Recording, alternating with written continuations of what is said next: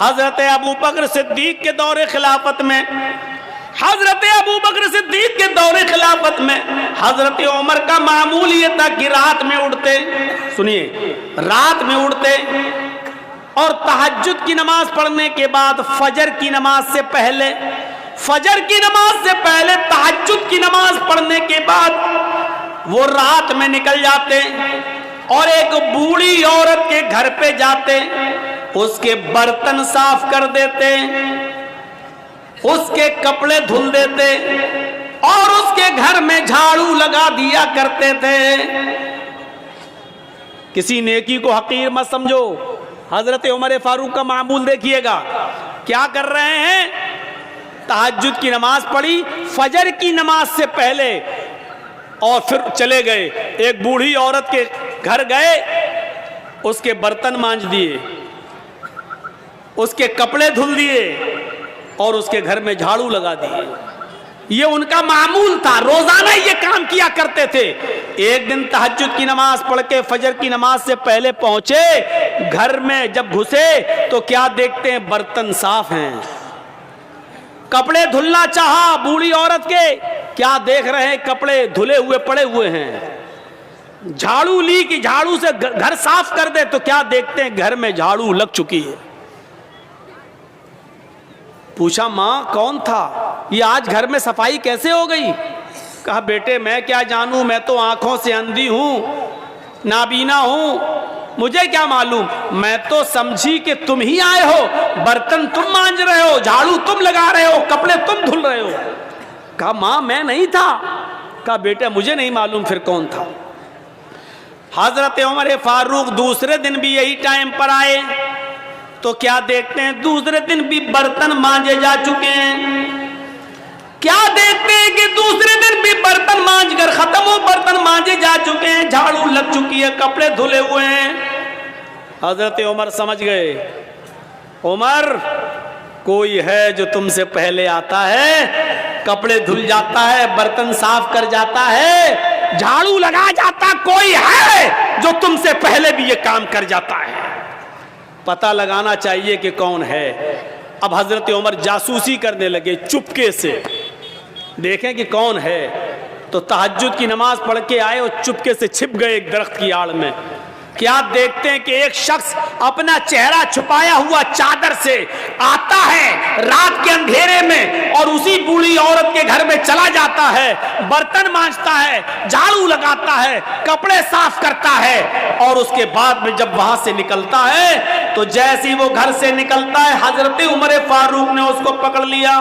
رکیے، اپنا چہرہ کھولیے تو کون ہیں آپ؟ یہ میرا کام آپ کیسے کر رہے ہیں؟ اب اس نے کہا یہ میرا تیرا کیا لایا ہے، تم پہلے آ جاؤ، تم کر لو، ہم پہلے آ جائیں، ہم کر لیں، چہرہ نہیں دکھا سکتا۔ حضرت عمر نے کہا تمہیں اللہ کا واسطہ چہرہ کھولو، میں دیکھنا چاہتا ہوں کہ مجھ سے بھی پہلے یہ کام کون کرنے آتا ہے۔ جب اللہ کا واسطہ دیا اور جب چہرہ کھولا تو کیا دیکھتے ہیں کہ وہ کوئی اور نہیں، حضرت ابو بکر صدیق رضی اللہ تعالیٰ عنہ خلیفہ ہیں۔ ارے آج آپ کے علاقے کا چیف منسٹر کسی غریب کے کپڑے کیا دھلے گا؟ آپ کے یہاں کا معمولی مکھیا اور سرپنچ بھی، آپ کے علاقے کا معمولی مکھیا اور معمولی سرپنچ بھی کسی غریب کے، کسی بوڑھی عورت کے کپڑے اپنے ہاتھ سے نہیں دھل سکتا ہے۔ حضرت ابو بکر صدیق رضی اللہ تعالیٰ عنہ خلیفۃ المسلمین ہیں، خلیفۃ المومنین ہیں، اور کیا حضرت عمر دیکھتے ہیں کہ کون کپڑے صاف کر رہا ہے؟ ابو بکر صدیق۔ کون ہے ابو بکر صدیق جو برتن مانج رہے ہیں؟ کون ہے جو گھر میں جھاڑو لگا رہا ہے؟ ابو بکر صدیق۔ میرے پیارے ساتھیوں، میں بتانا یہی چاہتا تھا کہ کسی بھی نیکی کو حقیر مت سمجھو، چھوٹی سے چھوٹی نیکی، یہ جھاڑو لگانا میرے بھائی یہ ایک معمولی نیکی ہے، لیکن حضرت ابو بکر صدیق جھاڑو لگا رہے ہیں، برتن مانج دینا کوئی بہت بڑا کام نہیں ہے۔ اگر کسی آدمی کو اپنی انسلٹ کا خیال ہو تو بھلے ہی نہ مانجے، ورنہ برتن مانجنا کوئی بہت بڑا کام نہیں ہے۔ برتن مانج دینا، کپڑے دھل دینا، جھاڑو لگا دینا، یہ کوئی بہت بڑا کام نہیں ہے۔ لیکن حضرت ابو بکر ان کاموں کو بھی حقیر نہیں سمجھا کرتے تھے، حضرت عمر ان کاموں کو بھی حقیر نہیں سمجھا کرتے تھے۔ اس لیے فرمایا کوئی بھی چھوٹا سی چھوٹی نیکی کو بھی حقیر مت سمجھو۔ کھجور نہ ہو، کھجور کا ٹکڑا ہی صدقہ و خیرات کرو۔ میرے پیارے ساتھیوں، ان چیزوں کو اپنے ذہن میں رکھیے، ان چیزوں کو اپنے ذہن میں رکھیے۔ مسلمان وہ ہوتا ہے جو چھوٹی سے چھوٹی نیکی کو بھی معمولی نہیں سمجھتا ہے، اور مسلمان مومن وہ ہوتا ہے جو چھوٹے سے چھوٹا گناہ کو بھی پہاڑ سمجھتا ہے۔ ایک چیز یاد رکھیے گا، مسلمان کون ہوتا ہے؟ جو چھوٹی سی چھوٹی نیکی کو بھی حقیر نہ سمجھے۔ مسلمان کون ہوتا ہے؟ جو چھوٹے سے چھوٹے گناہ کو پہاڑ کے برابر سمجھے، بہت بڑا سمجھے۔ اور منافق کون ہوتا ہے؟ جو بڑے سے بڑے گناہ کو بھی معمولی سمجھے۔ منافق کون ہوتا ہے؟ جو بڑے سے بڑے گناہ کو بھی یہ سمجھے کہ ناک پر مکھی بیٹھی تھی، ایسے اڑایا اور اڑ گئی، یعنی بڑے سے بڑے گناہ کو بھی وہ سمجھتا ہے جیسے ناک پر بیٹھی ہوئی مکھی کو اڑا دیا۔ یہ منافق ہوتا ہے، منافق۔ اندازہ لگا رہے ہیں آپ؟ مسلمان کبھی چھوٹی سے چھوٹی نیکی کو بھی حقیر نہیں سمجھتا، اور کوئی چھوٹے سے چھوٹے گناہ کو بھی معمولی نہیں سمجھتا بلکہ بہت بڑا گناہ سمجھتا ہے۔ صحابہ کرام فرماتے ہیں، اے لوگو جن گناہوں کو تم معمولی سمجھ کر جاتے ہو، ہم اللہ کے نبی کے زمانے میں، ہم رسول اللہ صلی اللہ علیہ وسلم کے زمانے میں، ہم چھوٹے سے چھوٹے اور معمولی سے معمولی گناہ کو بھی پہاڑ کے برابر سمجھا کرتے تھے، پہاڑ کے برابر جانا کرتے تھے۔ ہم نبی اکرم صلی اللہ علیہ وسلم کے زمانے میں معمولی سے معمولی گناہ کو بھی پہاڑ کے برابر سمجھا کرتے تھے۔ اور مسلمان کی پہچان یہ ہے کہ اس کے سامنے ایک راستہ مصیبت کا ہو اور دوسرا راستہ معصیت، گناہ اور نافرمانی کا ہو۔ ایک راستہ تو ہو مصیبت کا، پریشانی کا، اور دوسرا راستہ ہو گناہ کا۔ تو مسلمان وہ ہوتا ہے جو مصیبت کے راستے کو اختیار کر لیتا ہے لیکن گناہ کے راستے کو اختیار نہیں کرتا۔ اب میں مثال دوں گا، ذرا سنیے گا میرے پیارے ساتھیوں۔ مسلمان وہ ہوتا ہے جس کے سامنے اگر دو راستے آ جائیں، ایک طرف پریشانی کا راستہ، مصیبت کا راستہ، اور دوسری طرف گناہ کا راستہ۔ کوئی کام کرنے میں پریشانی ہے اور اس کام کو نہ کرنے میں عیش و آرام ہے لیکن گناہ ہے، تو مسلمان وہ ہوتا ہے جو پریشانی اور مصیبت کا راستہ اختیار کرتا ہے۔ حضرت یوسف علیہ السلام کو دیکھیے، چھوٹے ہیں، بچے ہیں، اور ان کے بھائیوں نے برگلا لیا اپنے ماں باپ کو، اپنے باپ یعقوب علیہ السلام کو بہکا لیا۔ اے ہمارے ابو، ہم یوسف کو اپنے ساتھ لے جاتے ہیں جنگل میں، ہمارے ساتھ کھائے گا، پیے گا، کھیلے گا، دوڑے گا، آپ یوسف کو اپنے پاس رکھتے ہیں ہر وقت، ہمارے ساتھ بھی تو اس کو مار بھیجیے، ذرا سیر و تفریح کرے، چلے پھرے، گھومے، ٹہل کر دیکھے۔ اور باپ نے بہت منع کیا لیکن بیٹوں نے منا لیا، اور باپ نے حضرت یوسف علیہ السلام کو بھائیوں کے ساتھ، بیٹوں کے دوسرے بیٹوں کے ساتھ بھیج دیا کہ جاؤ، لے جاؤ، لیکن یاد رکھنا، خیال رکھنا یوسف کا، چھوٹا بچہ ہے، دیکھو۔ اور جب یہ لوگ جنگل کے اندر پہنچ جاتے ہیں تو اب صلاح و مشورہ کرتے ہیں کہ یوسف کو کیا کریں۔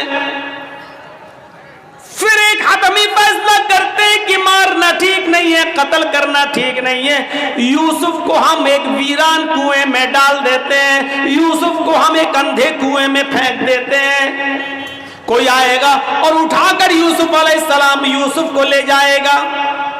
پھر وہ اپنے یہاں پالے گا، پوسے گا، بڑا کرے گا، ہمیں کیا مطلب؟ ہم سے تو ایک مصیبت چل جائے گی۔ ہمارے والدین، ہمارے ماں باپ، ہمارے باپ یعقوب یوسف سے محبت کرتے ہیں اور وہ جگہ ہمیں اپنے دل میں نہیں دیتے جو یوسف کا مقام ہے۔ پھر ان لوگوں نے عزم مصمم کر لیا اور یوسف علیہ السلام کو ایک کنویں کے اندر پھینک دیا، کنویں میں ڈال دیا، اور روتے ہوئے اپنے گھر آتے ہیں۔ ایک یوسف علیہ السلام کی قمیض اتار لی، ان کا کرتا اتار لیا، اور ایک بکری کو ذبح کر کے بکری کا جھوٹا خون، بکری کا خون اس قمیض میں لگا کر لے آئے، اور جب اپنے گھر پہ آتے ہیں تو اپنے ابا سے کہتے ہیں، یعقوب علیہ السلام سے کہتے ہیں، یا ابانا، آئے ہمارے ابو جان، انا ذهبنا نستبق وتركنا يوسف عند متاعنا فاكله الذئب۔ اے ابو جان، ہم یوسف علیہ السلام کو لے گئے اور ہم کھیل کود میں لگ گئے، نستبق، ہم کھیل کود میں لگ گئے، ہم دوڑ بھاگ میں لگ گئے، وَتَرَكْنَا يُوسُفَ عِنْدَ مَتَاعِنَا، اور یوسف کو اپنے سامان کے پاس چھوڑ دیا کہ تم اس کی دیکھ ریکھ کرنا۔ ہم لوگ ادھر ادھر کھیل کود میں لگ گئے، فَأَكَلَهُ الذِّئْبُ، بھیڑیا آیا اور بھیڑیا یوسف علیہ السلام کو کھا گیا۔ بھیڑیا آیا اور بھیڑیے نے یوسف کو پھاڑ دیا۔ اے ہمارے ابو، آپ ہماری بات پر ایمان کیوں لائیں گے؟ آپ ہماری بات کیوں مانیں گے؟ وَمَا أَنْتَ بِمُؤْمِنٍ لَنَا، آپ ہماری بات کیوں مانیں گے؟ وَلَوْ كُنَّا صَادِقِينَ، اگرچہ ہم سچے ہی کیوں نہ ہوں، ہم سچ بول رہے ہیں، پھر بھی آپ کو ہماری بات کا یقین نہیں ہوگا۔ اپنے ماں باپ سے یہ بات کہہ دی یعقوب علیہ السلام سے۔ ادھر ایک قافلہ آیا، سنیے، ادھر ایک قافلہ آیا، اس کو پیاس لگی تو کنویں کے پاس چلا گیا، اس نے ڈول ڈالا، ڈول، اور اس یوسف علیہ السلام اس ڈول میں بیٹھ گئے۔ اس نے جب کھینچا تو ڈول بھاری لگا، اس نے جھانک کر دیکھا تو ایک چھوٹا بچہ پڑا ہوا ہے یوسف۔ اس نے قافلے والوں کو خوشخبری سنائی، یا بشرا ھذا غلام، اے قافلے والوں خوشخبری سنو، یہ تو ایک بچہ پڑا ہے، یہاں تو ایک لڑکا پڑا ہوا ہے، بچہ، بڑا خوبصورت بچہ یہاں کنویں میں پڑا ہوا ہے۔ نکالا، مصر کے بازار میں لے گئے اور وہاں اس بچے کو بیچ دیا گیا۔ اور جانتے ہو، اتنا خوبصورت بچہ یوسف علیہ السلام، جن کی خوبصورتی کا ذکر قرآن میں موجود، لیکن اس خوبصورت بچے کی قیمت بھی کیا لگی مصر کے بازار میں، جانتے ہو؟ ان کو پیسہ چاہیے تھا، کہتے ہیں کہ کوئی چوری کا مال ہو یا ایسا کوئی مال ہو تو آدمی جلدی ہٹاتا ہے، کبھی کبھی 20,000 کا موبائل 2,000 میں دے کے چلا جاتا ہے کہ جلدی ہٹے، جلدی سے نکلے اور پکڑا جائے تو دوسرا پکڑا جائے، ہم نہ پکڑے جائیں۔ ایسی انہوں نے دیکھا کہ یہ یوسف ہمیں ملے تو جلدی سے ان کو ہٹا دیا جائے، اور مصر کے بازار میں جب بولی لگی تو جانتے ہو بہت کم قیمت میں ان کو بیچ دیا گیا۔ وَشَرَوْهُ بِثَمَنٍ بَخْسٍ دَرَاهِمَ مَعْدُودَةٍ، قرآن کے الفاظ دیکھو میرے بھائیوں، ان لوگوں نے چند سکوں میں یوسف کو بیچ دیا، چند ٹکوں میں، چند کھوٹے سکوں میں یوسف کو بیچ دیا۔ لو، یوسف علیہ السلام بادشاہ مصر کے مہمان بنے، دھیرے دھیرے بادشاہ مصر کے پاس پہنچے۔ بادشاہ مصر نے اپنی بیوی سے کہا، یہ بچہ ہے، اس کی دیکھ ریکھ کرو، آگے چل کر ہو سکتا ہے کہ ہم اس کو بیٹا بنا لیں، دیکھو اس کی خدمت کرو، دیکھ بھال کرو۔ اور بادشاہ مصر کے گھر میں یوسف کی پرورش ہونے لگی، دھیرے دھیرے بڑے ہوتے گئے، اور ایک دن آیا کہ یوسف علیہ السلام اپنی جوانی کو پہنچ گئے، یہاں خوبصورتی اپنی قیامت برپا کر رہی تھی، اور یہاں یوسف علیہ السلام جوان ہو گئے، اور بادشاہ مصر کی بیوی کا دل ہچکولے لینے لگا. وہ اس غلام پر یوسف علیہ السلام پر اندر ہی اندر دل و جان سے فریفتہ تھی, دل و جان سے قربان تھی. دھیرے دھیرے یہ چرچا مصر کی عورتوں میں ہونے لگا, اور مصر کی عورتیں اور عورتوں میں کسی بات کا چرچا بہت جلدی ہوتا ہے.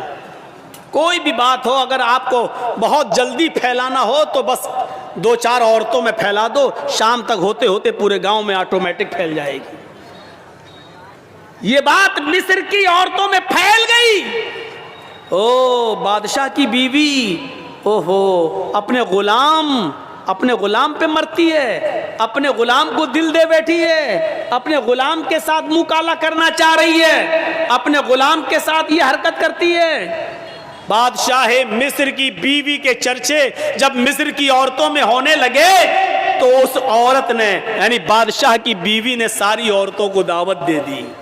غور کیجئے, ساری عورتوں کو دعوت دے دی, سب کے سامنے پھل رکھ دیے, سب کو چھریاں دے دی, اور جب وہ پھلوں کو کاٹنے لگی تو اس عورت نے بادشاہ مصر کی بیوی نے یوسف علیہ السلام سے کہا, اے یوسف ان عورتوں کے سامنے سے گزر جاؤ.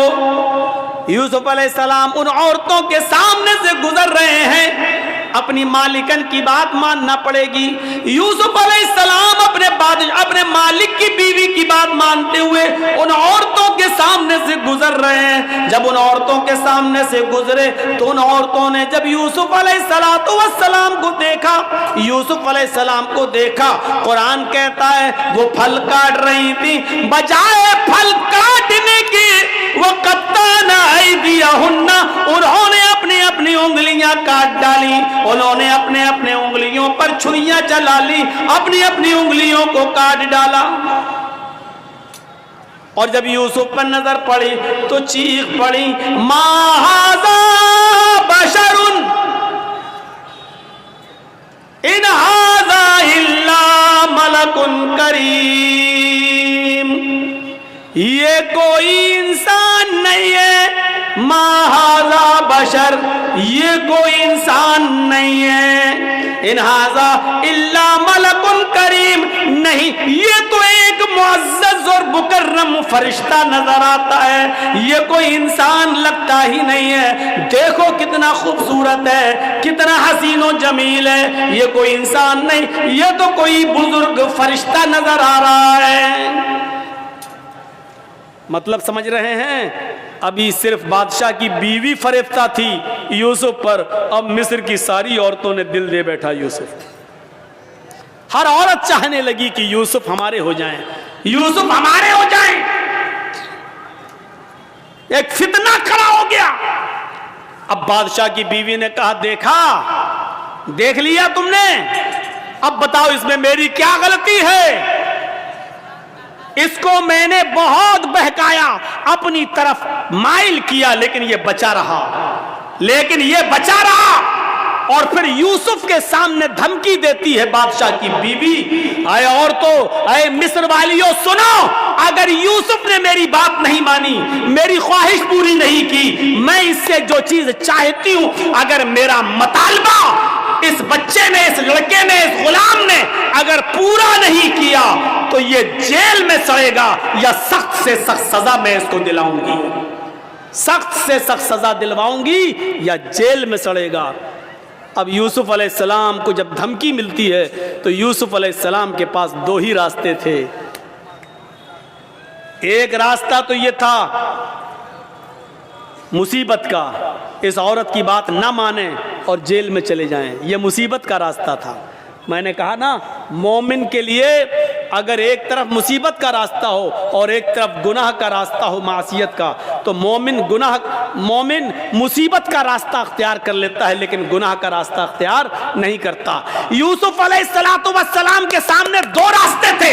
یہاں بادشاہ مصر کی بیوی نے کہا کہ اگر اس نے میری بات نہیں مانی تو اس کو سخت سے سخت سزا دلواؤں گی یا جیل کے اندر سڑے گا.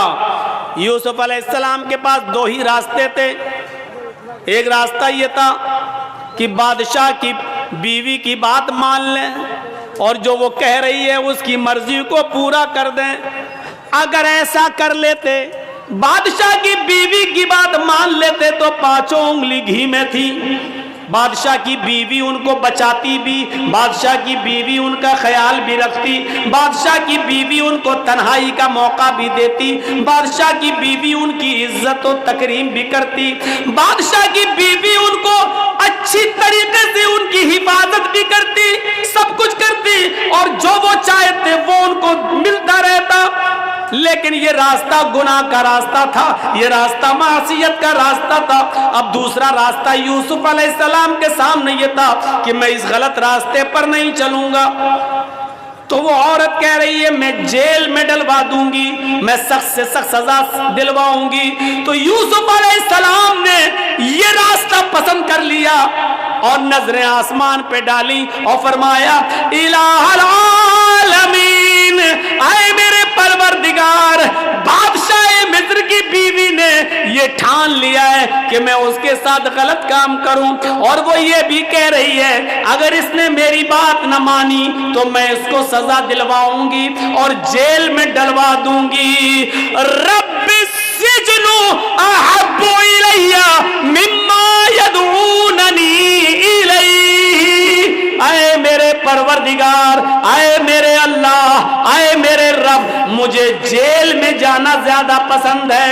رب السجن احب الی مما یدعوننی الیہ، اے اللہ مجھے جیل زیادہ محبوب ہے، مجھے جیل میں جانا زیادہ پسند ہے بنسبت اس کے جس برے کام کی طرف یہ عورتیں مجھے بلا رہی ہیں اور بادشاہ مصر کی بیوی مجھے چاہ رہی ہے. اس کام کے کرنے سے بہتر اور زیادہ اچھا میرے لیے یہ ہے کہ میں جیل میں چلا جاؤں.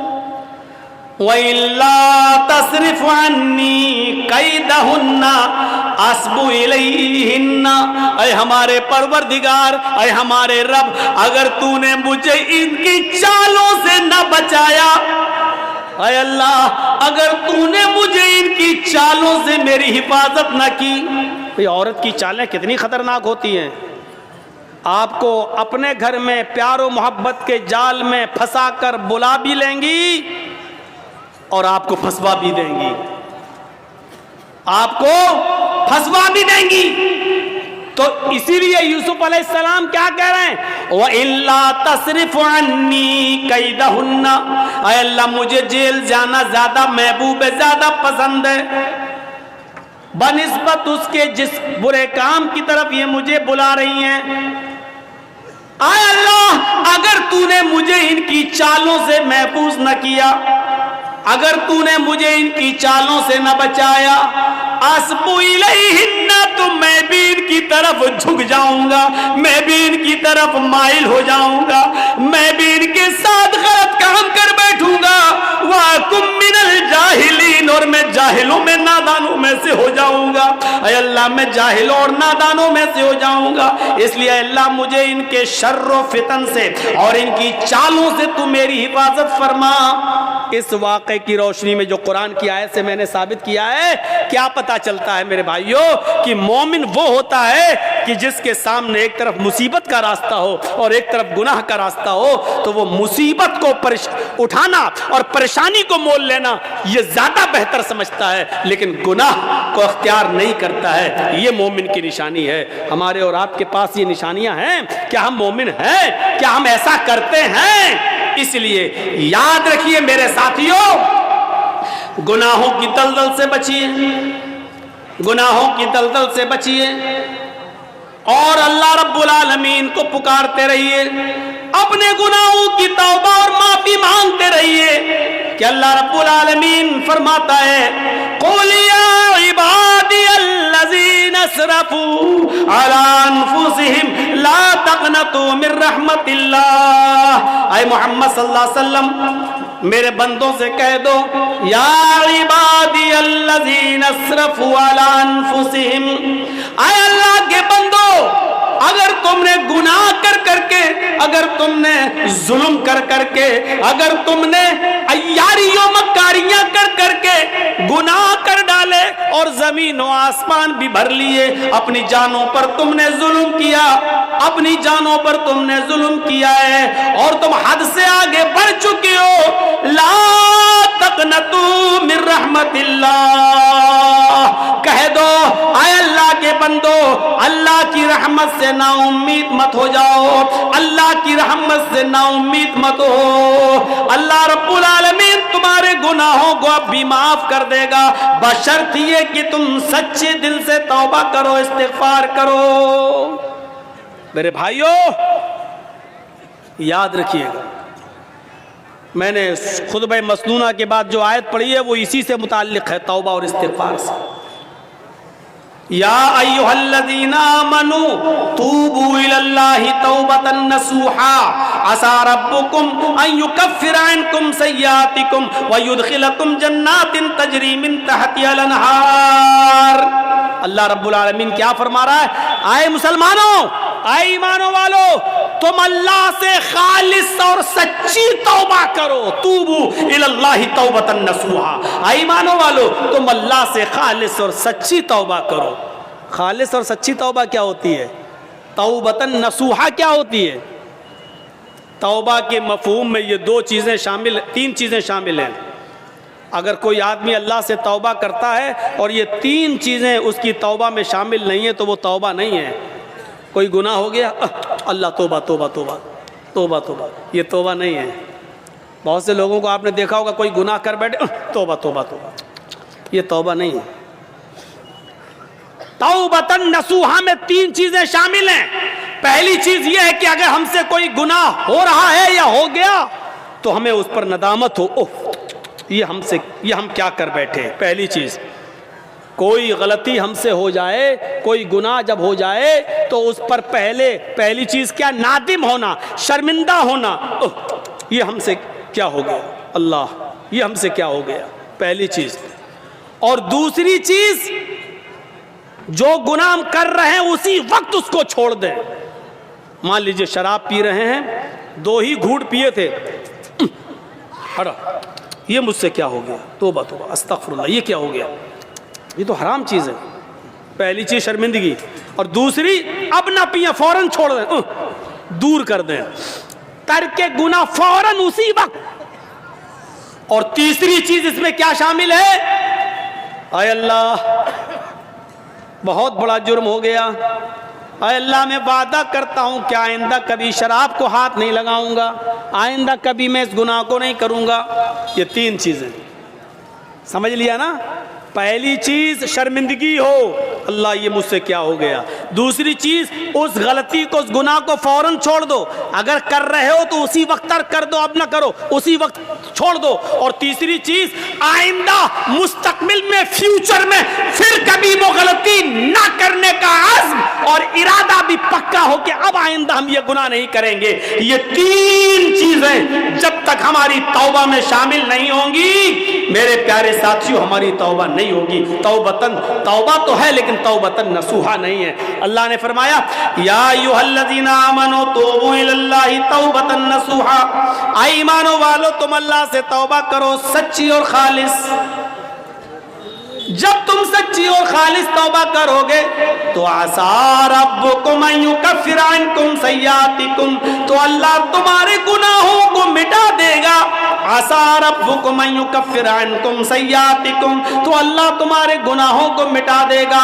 ویدخلکم جنات تجری من تحتها الانہار، جب تم خالص اللہ سے سچی توبہ کرو گے تو اللہ تمہیں ایسی جنتوں میں داخل کر دے گا جس کے نیچے نہریں بہ رہی ہوں گی، جس کے نیچے نہریں جاری ہوں گی۔ توبہ کون کرتا ہے؟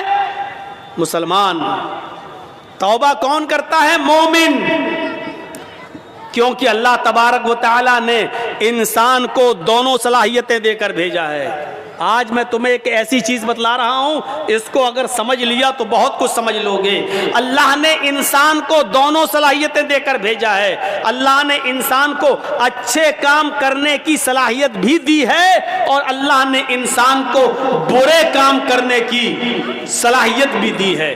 انسان کو اچھے کام کرنے کی طاقت بھی دی ہے اور برے کام کرنے کی بھی طاقت دی ہے۔ اللہ نے انسان کو نیکیاں کرنے کی بھی صلاحیت دی ہے اور گناہ کی بھی صلاحیت دی ہے۔ ہاں، اور گناہ کرنے کی صلاحیت دی ہے تو گناہوں سے بچنے کی بھی صلاحیت دی ہے۔ انسان نیکیاں کر سکتا ہے تو برائی بھی کر سکتا ہے، دونوں صلاحیتیں ہیں۔ انسان برائیاں کر سکتا ہے تو برائیوں سے بچا بھی سکتا ہے اپنے آپ کو۔ یہ دونوں صلاحیتیں دے کر اللہ تعالیٰ نے انسان کو بھیجا ہے۔ یہ صلاحیت اللہ نے فرشتوں کے اندر نہیں رکھی ہے۔ اللہ نے فرشتوں کو صرف نیکیاں کرنے کی صلاحیت دی ہے، گناہ کرنے کی صلاحیت فرشتوں کے پاس نہیں ہے۔ کسی فرشتے سے کہو جوا کھیل کے دکھاؤ تو کوئی فرشتہ جوا نہیں کھیل سکتا۔ کسی فرشتے کو کبھی آپ نے سنا ہے کہ اس نے شراب پی؟ نہیں پی سکتا۔ کیوں؟ کیونکہ اللہ تعالیٰ نے فرشتوں کو گناہ کرنے کی صلاحیت دی ہی نہیں ہے۔ اللہ نے انسان کو گناہ کرنے کی بھی صلاحیت دی اور نیکی کرنے کی بھی صلاحیت دی، اور یہی انسان کا کمال ہے۔ کمال جانتے ہو؟ انسان کے مکمل ہونے کی دلیل یہی ہے۔ فرشتے مکمل نہیں ہیں، انسان مکمل ہے۔ اسی لیے اللہ تعالیٰ نے انسان کا درجہ فرشتوں سے بھی بلند رکھا ہے، بلند فرشتوں سے بھی بلند رکھا ہے۔ کیوں؟ کیونکہ فرشتوں نے اللہ کو دیکھا، فرشتوں نے جنت دیکھی، فرشتوں نے جہنم دیکھی۔ فرشتوں نے تو جنت جہنم دیکھی ہے۔ اگر وہ اللہ کی ہر وقت عبادت کرتے ہیں تو یہ کوئی کمال نہیں ہے۔ کمال تو یہ ہے کہ ہم نے اور آپ نے اور مسلمانوں نے جنت نہیں دیکھی پھر بھی جنت میں جانے کی خواہش، جہنم نہیں دیکھی پھر بھی جہنم سے بچنے کی خواہش، جہنم نہیں دیکھی پھر بھی دعا کرتے ہیں ربنا آتنا فی الدنیا حسنۃ وفی الآخرۃ حسنۃ وقنا عذاب النار۔ اے اللہ ہم کو دوزخ کے عذاب سے بچا لے۔ ہم نے اور آپ نے دوزخ جہنم نہیں دیکھی پھر بھی یہ دعا کرتے ہیں ربنا اصرف عنا عذاب جہنم ان عذابها کان غراما۔ اے اللہ جہنم کا عذاب ہم سے پھیر دے، جہنم کا عذاب ہم سے ہٹا لے۔ ان عذاب کانا غراما، تیرا عذاب بہت ہی زیادہ سخت اور چمٹنے والا ہے۔ یہ ہمیں اور آپ کو یہ دعا کرنا پڑتی ہے۔ کیوں؟ حالانکہ جہنم دیکھی نہیں ہے۔ ایک بوڑھا آدمی ہے اور وہ اندھا ہے۔ ایک اندھا آدمی جا رہا ہے اور راستے سے خوبصورت لڑکی چلی آ رہی ہے، خوبصورت حسین و جمیل، بلا کی حسین و جمیل، لیکن ایک اندھا نوجوان جا رہا ہے، اس بیچارے کو لڑکی دکھائی نہیں دے رہی ہے۔ اس میں اس اندھے کا کیا کمال ہے؟ اب وہ اندھا اس لڑکی کو دیکھ ہی نہیں پا رہا ہے، اس کے حسن و جمال کو دیکھ ہی نہیں پا رہا ہے، تو اس میں اندھے کا کیا کمال ہے؟ اگر اندھا اس لڑکی کو نہیں چھیڑتا ہے، یا اندھا اس لڑکی کے قریب نہیں جاتا ہے، یا اس لڑکی سے کچھ گفتگو نہیں کرتا ہے اور اس لڑکی کو نہیں دیکھ رہا، تو اس میں اندھے کا کیا کمال ہے بھائی؟ اس کو تو دکھتا ہی نہیں ہے۔ کمال تو اس نوجوان کا ہے جو پوری طریقے سے جوان ہو چکا ہے اور سامنے سے خوبصورت لڑکی آ رہی ہے، بلا کی حسینہ ہے، اس کی نظریں اٹھیں لیکن اس نے اپنے نگاہوں کو نیچا کر لیا، فوراً نگاہ کو جھکا لیا، باوجود اس کے کہ آنکھیں تھیں، باوجود اس کے کہ اس لڑکی کو دیکھ سکتا تھا، باوجود اس کے کہ یہ اس لڑکی سے باتیں کرنے پر قادر تھا، طاقت تھی اس کے پاس سب کچھ، لیکن اس کے باوجود اس نے اپنے آپ کو بچایا اور نظریں نیچی کر لی۔ یہ ہے انسان کا کمال کہ طاقت ہونے کے باوجود دیکھنے کی نہیں دیکھ رہا ہے۔ یہ ہے کہ اس لڑکی کے پاس جا سکتا تھا لیکن نہیں جا رہا ہے، طاقت ہونے کے باوجود اس اپنے آپ کو بچا رہا ہے۔ یہ ہے کمال میرے بھائیوں۔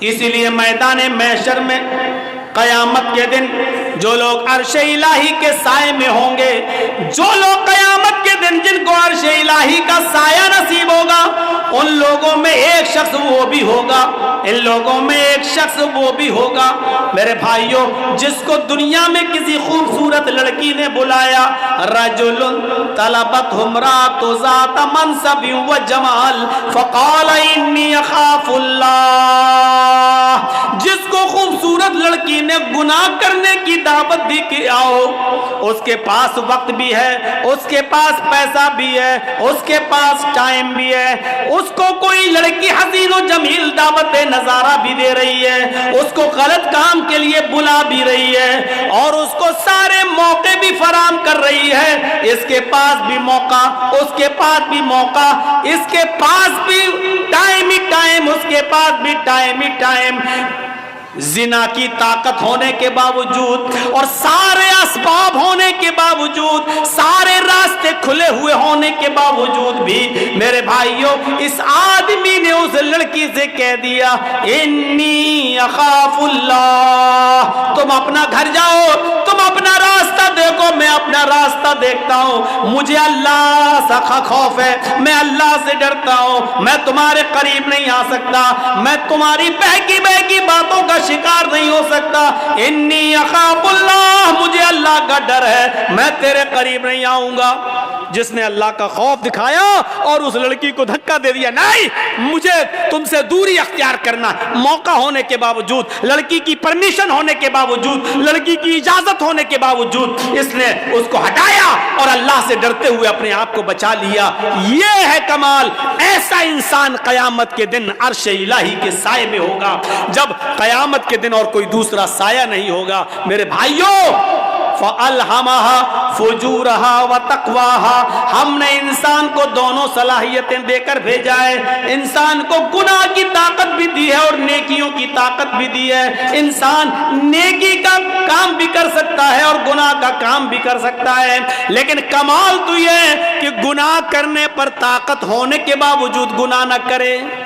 فرشتے گناہ کر ہی نہیں سکتے کیونکہ گناہ کی طاقت ہی نہیں ہے، اور ہم اور آپ گناہ کر سکتے ہیں، گناہ کی طاقت ہونے کے باوجود ہم گناہ نہ کریں تو یہ ہے کمال۔ اور اسی لیے انسان کا درجہ اللہ رب العالمین نے فرشتوں سے بھی بلند کر دیا۔ کیوں؟ کیونکہ اس کے اندر گناہ کی طاقت تھی لیکن اس کے باوجود اس نے اپنے آپ کو بچا لیا۔ یہ کرامن کا یہ فرشتے جو ہیں کرامن کاتبین جو ہمارے کاندھوں پر رہتے ہیں، مجال ہے کبھی کسی لڑکی کے ساتھ زنا کر لیں، اللہ نے یہ طاقت دی نہیں ہے ان کو۔ قبر میں فرشتے آتے ہیں حساب و کتاب کے لیے، منکر نکیر، مجال ہے کہ کوئی فرشتہ کسی عورت کے ساتھ زنا کر لے؟ نہیں۔ کیوں؟ اللہ نے طاقت ہی نہیں دی زنا کی۔ زنا کی طاقت انسان کے پاس ہے اور طاقت ہونے کے باوجود اپنے آپ کو زنا سے بچا لے، یہ ہے فرشتوں سے بھی بڑا کام، یہ ہے بڑا دل گردے کا کام۔ اور جس نے اس کام کو اب کر لیا، انجام دے لیا، طاقت ہونے کے باوجود اپنے آپ کو بچا لیا، میرے بھائیوں اس کا مقام و مرتبہ فرشتوں سے بلند ہے، فرشتوں سے بلند۔ وَيُدْخِلَكُمْ جَنَّاتٍ تَجْرِي مِن تَحْتِهَا الْأَنْهَارُ، اللہ ایسی جنتوں میں تمہیں داخل کرے گا جس کے نیچے نہریں بہ رہی ہیں۔ آؤ ایک اور نظریے سے سمجھو، جس کے اندر گناہ کرنے کی صلاحیت نہیں تھی، یعنی فرشتے، جس مخلوق میں گناہ کرنے کی صلاحیت نہیں تھی، اللہ نے اس کو زمین کا خلیفہ بھی نہیں بنایا، اور جن لوگوں میں گناہ کرنے کی صلاحیت تھی اللہ نے ان کو خلیفۃ الارض بنا دیا، یعنی انسان کو، آدم کو خلیفۃ الارض، زمین کا خلیفہ بنایا۔ کیوں؟ اور دیکھیے گناہ کرنے کی پریکٹس کیسے ڈالی گئی، گناہ ایک خطا کرائی گئی حضرت آدم علیہ السلام سے۔ آج ہماری بات کو تھوڑا سا دوسرے حساب سے سنیے گا۔ آدم علیہ السلام کا پہلے پتلا بنایا، پھر اس میں روح ڈالی، پھر ان کو جنت میں داخل کیا، پھر ان کی پسلی سے حوا کو بنایا اور حوا کو بھی ان کے ساتھ جنت میں داخل کر دیا اور کہا کلو وشربو، خوب کھاؤ پیو جنت کے اندر۔ اور ایک آرڈر دے دیا اللہ نے کہ فلا تقربا ہذہ الشجرہ، اے آدم اور اے حوا تم دونوں اس درخت کے پاس مت جانا، بس اس درخت کے قریب مت جانا، اے آدم و حوا تم دونوں اس درخت کے قریب مت جانا، بس۔ دیکھیے اللہ کو تو معلوم ہی تھا کہ آدم و حوا اس درخت کے قریب جائیں گے. اللہ نے تو پہلا انتظام ہی کر لیا تھا. دنیا رچانا تھی, دنیا بسانا تھی, اس لیے اللہ کے علم میں پہلے ہی تھا. اس لیے اللہ رب العالمین نے ڈائریکٹ آدم سے گناہ نہیں کرایا, بلکہ شیطان کو بھیجا. شیطان نے انہیں بہکایا اور آدم و حوا دونوں کو درخت کے قریب لے گیا. حوا کے کہنے پر کہ کھا لو, یہ تو ہمارا ہمدرد ہے. شیطان نہیں, یہ تو ہمارا ہمدرد ہے. اور اس کے بہکانے میں آ کر آدم و حوا دونوں نے وہ پھل کھا لیا. بس یہی خطا حضرت آدم اور حوا سے ہوئی نہیں بلکہ کرائی گئی. غلطی ان سے کرائی گئی اور اللہ کو پہلے معلوم تھا. جیسی آدم و حوا دونوں نے اس درخت کے پھل کو کھایا, جنتی لباس ان کے جسم سے اتر گیا. انہوں نے بڑے بڑے پتوں سے, درخت کے بڑے بڑے پتوں سے, جنت کے درختوں کے پتوں سے اپنا جسم چھپایا. یہ انسان کی فطرت ہے, یہ انسان کی فطرت ہے. آج آپ دیکھ سکتے ہو علاقوں میں گھوم گھوم کر کہ کون کس پوزیشن میں رہتا ہے. میرے بھائیوں, آدم کی بیوی ہے حوا اور میاں بیوی میں کوئی پردہ نہیں ہے, لیکن اس کے باوجود جب جنتی لباس دونوں کے جسم سے اترا تو انہوں نے جنت کے درختوں کے بڑے بڑے پتوں سے اپنے سطر کو چھپایا, اپنے شرمگاہ کو, اپنے سطر کو چھپایا. یعنی سطر چھپانا یہ انسان کی فطرت میں داخل ہے. میرے پیارے ساتھیوں, پھر اللہ رب العالمین نے دونوں کو جنت سے باہر کر دیا. اے آدم و حوا, دونوں نے آج میری نافرمانی کی ہے, اب تم دونوں کے لیے جنت حرام ہے, اب تم دونوں یہاں سے نکلو. اللہ چاہتا تو اس غلطی کی بنا پر جہنم میں ڈال سکتا تھا, لیکن نہیں, چونکہ اللہ کو دنیا بسانا تھی, اللہ کو دنیا رچانا تھا, اللہ کو دنیا میں بھیجنا تھا, اس لیے آدم و حوا دونوں کو دنیا میں بھیج دیا. اب جاؤ. اب سنو, غلطی تو ہوئی اور غلطی بھی مخلوق ہے اور مخلوق کا خالق اللہ رب العالمین ہے. دنیا میں کوئی ایسی بیماری پیدا ہی نہیں ہوئی کہ اللہ نے بیماری پیدا کی ہو اور اس کا علاج نہ اتارا ہو. کوئی بیماری دنیا میں ایسی ہے ہی نہیں جس کا علاج نہ اتارا ہو, الا الموت, موت کے علاوہ. اب آپ کہو مولانا کیا بات کرتے ہو, کینسر کا کوئی علاج نہیں ہے. انسان کی عقل ابھی وہاں تک نہیں پہنچی ہے. کل تک ٹی بی کا علاج نہیں تھا, لیکن آج ٹی بی کا علاج آ گیا کہ نہیں آ گیا. کل تک بہت سی بیماریوں کا علاج نہیں تھا, لیکن آج پاسبل ہو گیا ہے. ہو سکتا ہے کل انسان کا علم اس کو کینسر کی کھوج میں بھی کامیاب کر دے اور کینسر کا علاج بھی انسان ڈھونڈ لے. صرف موت کے ہر چیز اور ہر بیماری کا علاج اللہ نے اتارا ہے. تو میرے بھائیوں, اگر اللہ نے بیماری اتاری تو اللہ نے اس کا علاج بھی اتارا ہے. اسی طریقے سے اگر اللہ نے خطا اور غلطی کو پیدا کیا ہے, اللہ نے گناہ کو اگر پیدا کیا ہے, تو گناہ کا علاج بھی توبہ اور استغفار کی شکل میں بتایا ہے. اگر بیماری ہے تو اس کا علاج بھی ہے. اگر گناہ پیدا کیا ہے تو گناہ کا تریاق اور گناہ کا علاج بھی بتایا ہے, اور وہ کیا ہے؟ توبہ اور استغفار. اسی لیے آدم اور حوا دونوں کو جب جنت سے بھیج دیا گیا دنیا میں, تو آدم و حوا سے جب یہ خطا ہوئی تو آدم و حوا نے اپنی اس خطا کا, اپنی اس بیماری کا, اپنی اس گناہ کا اور اس غلطی کا اقرار بھی کیا اور اس کا علاج اس طریقے سے کیا. ربنا ظلمنا انفسنا وَإِن لَّمْ تَغْفِرْ لَنَا وَتَرْحَمْنَا لَنَكُونَنَّ مِنَ الْخَاسِرِينَ. حضرت یونس علیہ السلام سے اللہ نے فرمایا تمہیں جانا نہیں ہے, تمہیں اپنی بستی میں رہ کر دعوت و تبلیغ کرنا ہے. یونس نہیں مانے, اللہ کی مرضی کے بغیر, اللہ کے حکم کے بغیر چل دیے. ایک خطا کی, ایک غلطی کی, اللہ نے ان کو سمندر میں کشتی میں اسے پلٹوا دیا, مچھلی نے ان کو نگل لیا. یونس علیہ السلام سے خطا ہوئی, یونس علیہ السلام سے غلطی ہوئی, اللہ کا حکم نہیں مانا. اب اس غلطی کے اقرار بھی کر رہے ہیں اور اس غلطی کا علاج توبہ کی شکل میں, استغفار کی شکل میں کر رہے ہیں. لا الہ الا انت سبحانک انی کنت من الظالمین. اگر غلطی ہے، گناہ اللہ نے پیدا کیا ہے تو اس کا علاج بھی پیدا کیا ہے، اور اس کا علاج کیا ہے؟ توبہ اور استغفار. حضرت آدم سے غلطی ہوئی، جنت سے نکالے گئے اور دنیا میں آئے تو کیا کہا؟ ربنا ظلمنا انفسنا وان لم تغفر لنا وترحمنا لنکونن من الخاسرین. اے ہمارے پروردگار، ہم دونوں نے اپنے آپ پر بہت بڑا ظلم کیا ہے. اگر تو نے ہماری مغفرت نہ فرمائی اور ہم پر رحم نہ فرمایا، لا نکونن من الخاسرین، تو ہم نقصان اٹھانے والوں میں سے ہو جائیں گے، ہم بہت زیادہ نقصان اٹھانے والوں میں سے ہو جائیں گے. اور اسی وجہ سے دیکھیے، آپ دیکھیے کیسا جواب، ترکی بترکی جواب. ادھر اللہ رب العالمین شیطان کو بھی بھگا رہا ہے، رام دہ درگاہ کر رہا ہے. اے شیطان، اے ابلیس، ہم نے کہا تھا آدم کو سجدہ کر، فسجدوا الا ابلیس، سارے فرشتوں نے آدم کو سجدہ کیا سوائے ابلیس کے. ابا، انکار کر دیا، واستکبر، اور تکبر میں آ گیا. اے ابلیس، ہماری نافرمانی کرنے کی عوض تجھے بھی نکالا جا رہا ہے، راندہ درگاہ کیا جا رہا ہے. تو جانتے ہو ابلیس نے کیا کہا تھا؟ جانتے ہو شیطان نے کیا کہا تھا؟ جب شیطان کو نکالا گیا، اللہ نے راندہ درگاہ کیا، تو شیطان نے چیلنج دیتے ہوئے کہا تھا اللہ سے کہ اے اللہ الہ العالمین، ہم نے آدم کو سجدہ نہیں کیا، تجھے تو سجدہ کرتا تھا، تیری عبادت تو کرتا تھا، میں نے آدم کو سجدہ نہیں کیا. وہ مٹی سے پیدا ہے، میں آگ سے، میں اپنے سے کمتر مخلوق کے سامنے نہیں جھکا. ارے میں نے آدم کو سجدہ نہیں کیا تو مجھے نکال رہا ہے، جبکہ میں تجھے سجدہ کرتا تھا.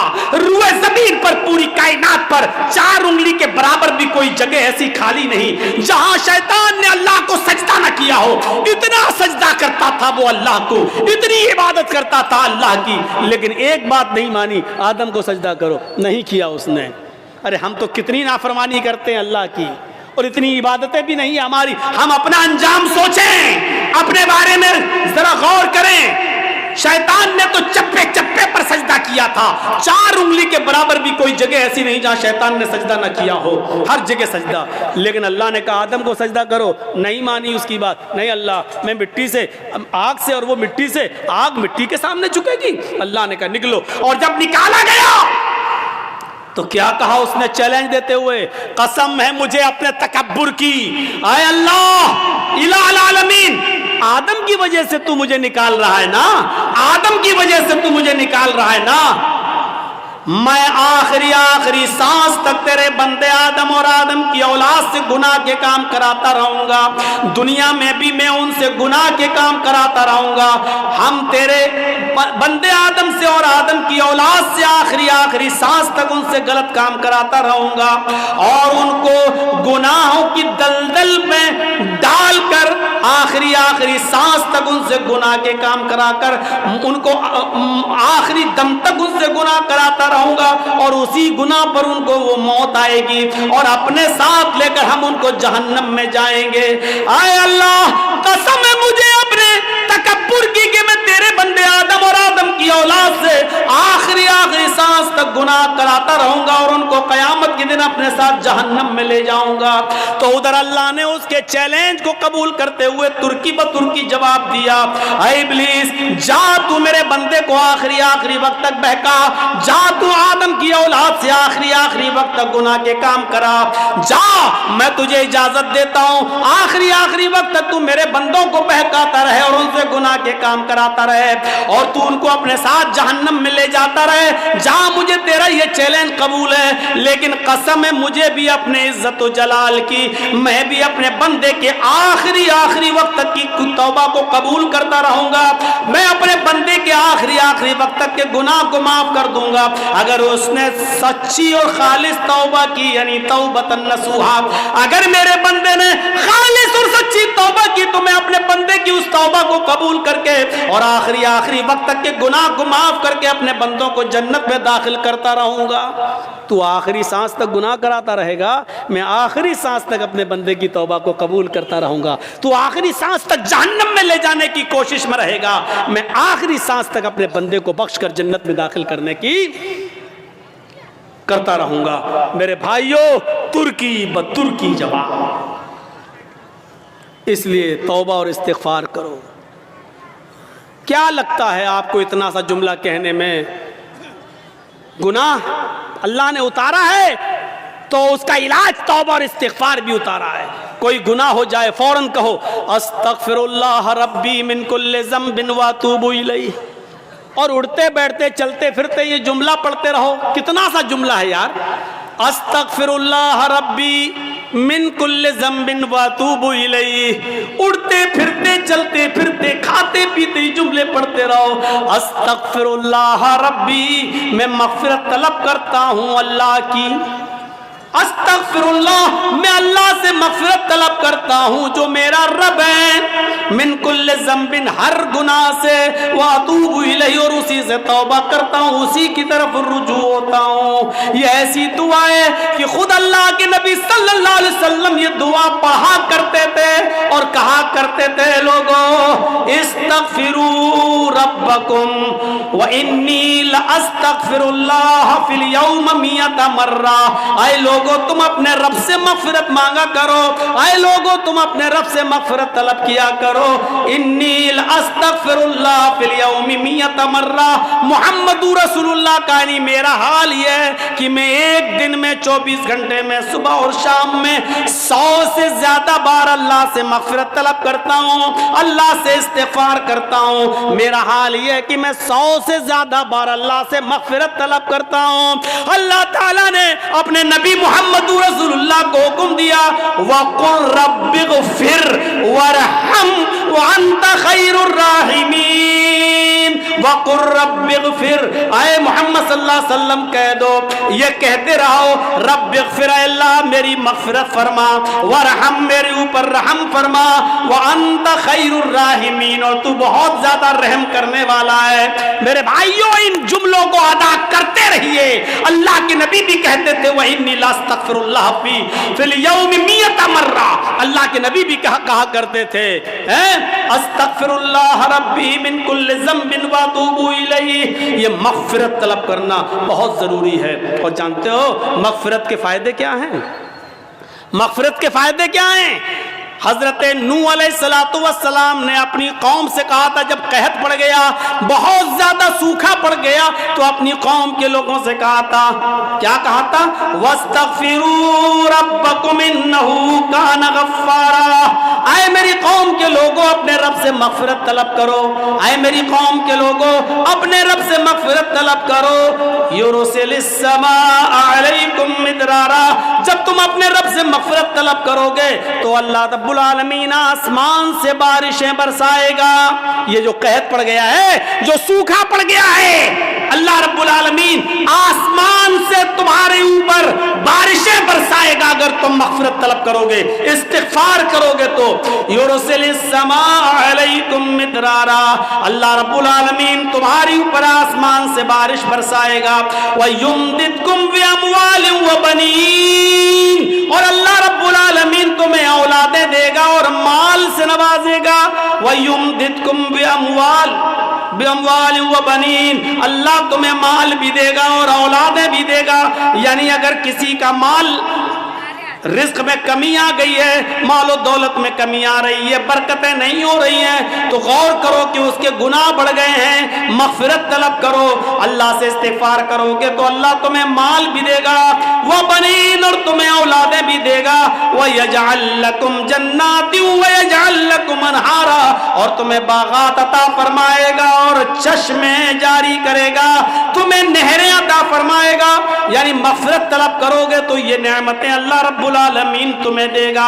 حضرت عمر فاروق کے زمانے میں قحط پڑ گیا، حضرت عمر فاروق کے زمانے میں قحط پڑ گیا، لوگوں نے کہا امیر المومنین چلیے نماز استسقاء پڑھیے، اللہ سے ہمارے لیے دعا کیجئے کہ اللہ رحمت کی بارش فرمائے، سوکھا پڑا ہوا ہے، بچے بھوکے مرنے لگے، حالات بہت خراب ہیں، اے امیر المومنین جنگل کی طرف نکلیے اور اللہ سے بارش طلب کیجئے، نماز استسقاء پڑھیے۔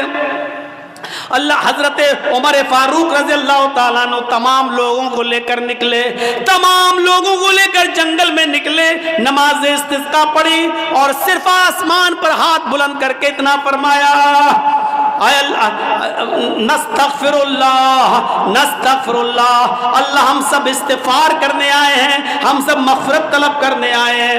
حضرت عمر نے یہ نہیں کہا اللہ تو میرے اوپر رحمت کی بارش فرما، یہ نہیں کہا کہ اللہ تو ہمارے اوپر رحمت کی برکھا فرما، ایک قطرہ پانی کا نہیں مانگا۔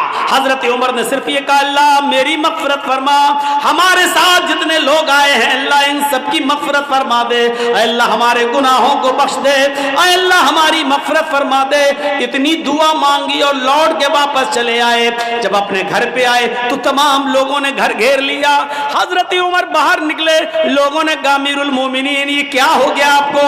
آپ جنگل میں ہم سب کو لے کر نکلے، ہم نے سوچا نماز استسقاء کے بعد آپ اللہ سے دعا کریں گے کہ اللہ ہمارے اوپر رحمت کی بارش فرمائے۔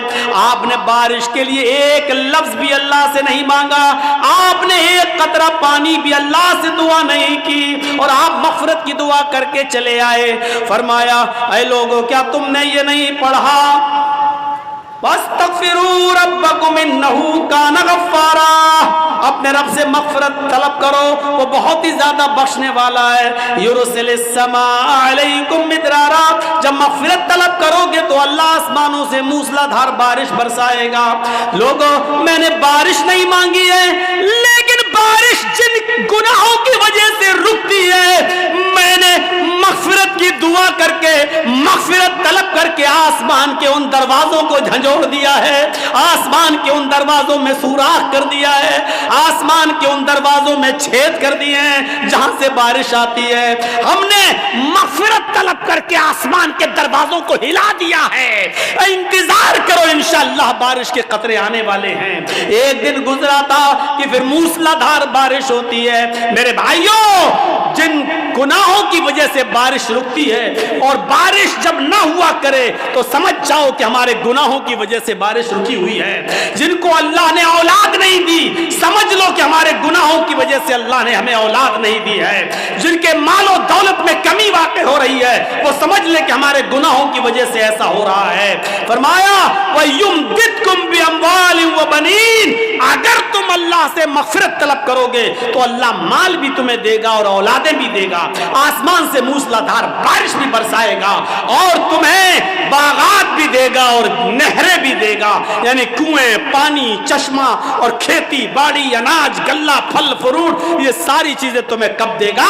جب تم مغفرت کی دعا کرو گے۔ تو میرے پیارے ساتھیوں یہ مغفرت کا معاملہ ہے، اس لیے میں نے کہا یا ایھا الذین آمنوا توبوا الی اللہ توبۃ نصوحا، ایمان والو اللہ رب العالمین سے سچی اور خالص توبہ کرو۔ لیکن یہ ساری نعمتیں ہمیں تبھی ملیں گی جب ہم خالص اور سچی توبہ کریں گے۔ اپنے معاشرے کی اصلاح کرو، اور اب گناہ بار بار مت کرو، گناہوں پر نادم ہونا سیکھو۔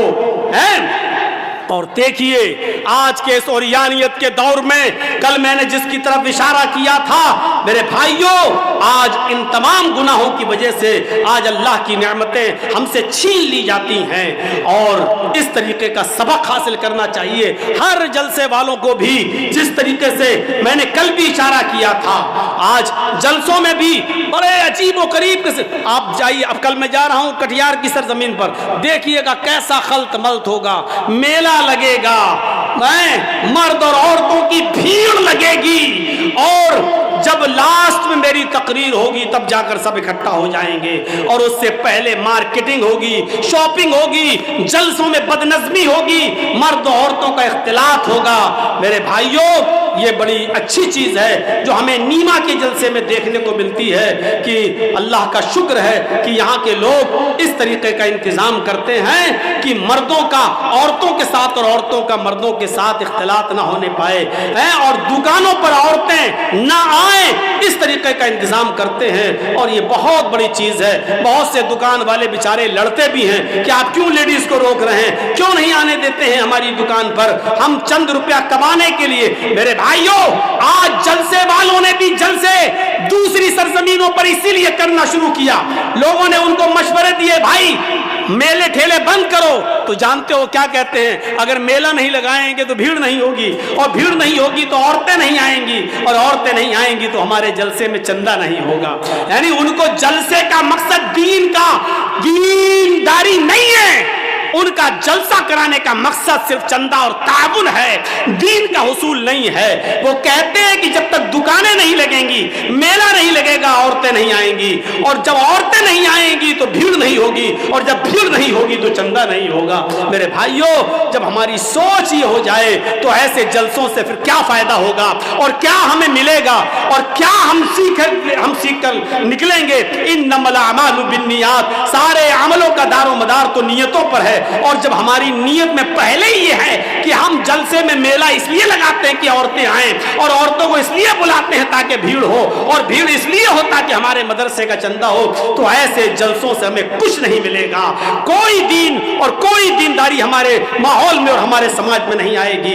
इसलिए दुआ कीजिए कि अल्लाह रब्बुल आलमीन हमारी भी इस्लाह फरमाए, हमारे जलसों की भी इस्लाह फरमाए, इजलास की भी इस्लाह फरमाए। यही चंद बातें मुझे आपके सामने रखना थी। इस उम्मीद के साथ रुखसत होता हूं कि इंशाअल्लाह हम गुनाहों से बचेंगे, और हम गुनाहों पर नादिम होंगे, गुनाह को तर्क करेंगे, और आइंदा कभी उस गुनाह को दोबारा न करने का अज़्म और हौसला पैदा करेंगे। इलाहुल आलमीन तो हमारे गुनाहों को बख्श दे, हमें माफ फरमा दे, हमारे गुनाहों को ऐ अल्लाह तू नेकियों से बदल दे। इलाहुल आलमीन जब तक तू हमें जिंदा रख, इस्लाम पर जिंदा रखना, और जब हमारा खात्मा हो तो ईमान पर हमारा खात्मा फरमाना। वमा अलैना इल्लल बलागुल मुबीन व आखिरु दअवाना अल्हम्दुलिल्लाहि रब्बिल आलमीन। अस्सलामु अलैकुम व रहमतुल्लाहि व बरकातुहू। आप लोग बना तो रहे हैं वीडियो, लेकिन किसी का भी अगर हमने थंबनेल गलत देख लिया लड़की बनाते हुए मेरे फ़ोटो के साथ, तो उस चैनल का नाम लेकर उसको यहाँ से हम हटाएंगे आइंदा। तो ये याद रखिएगा, इस वक्त कुंभ वाला मेला चल रहा है, और बहुत ज़्यादा इस वक्त यूपी के हालात अच्छे नहीं हैं, लिहाजा अपनी कमाई हासिल करने के लिए किसी दूसरे को मुसीबत में डालना यह आपके लिए अच्छा नहीं होगा। मजबूरी है, हमारी सब पर हमारी नज़र है। जिस चैनल पर हमें ऑब्जेक्शन होगा उस चैनल को आप ही लोगों के ज़रिए हटवाएंगे, और हम लगने नहीं देंगे फिर। इसलिए थंबनेल पर आप कंट्रोल कीजिए।